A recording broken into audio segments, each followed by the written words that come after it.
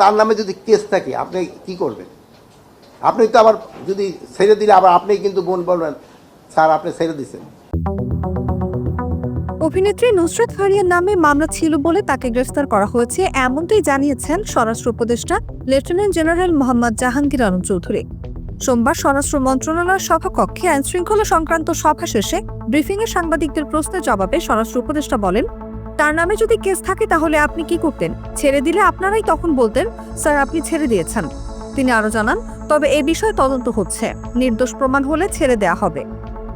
নুসরাত ফারিয়ার গ্রেফতারের বিষয়টি নিয়ে সংস্কৃতি উপদেষ্টার বক্তব্যের বিষয়ে জানতে চাইলে স্বরাষ্ট্র উপদেষ্টা বলেন, এটা ওনার ব্যক্তিগত মতামত হতে পারে। যারা জুলাই গণহত্যায় প্রকৃত অপরাধী তারাই যাতে গ্রেফতার হয়, কেউ যেন ভোগান্তির শিকার না হয়, এই বিষয়ে আইনশৃঙ্খলা বাহিনীকে নির্দেশনা দেওয়া হয়েছে বলেও জানিয়েছেন স্বরাষ্ট্র উপদেষ্টা।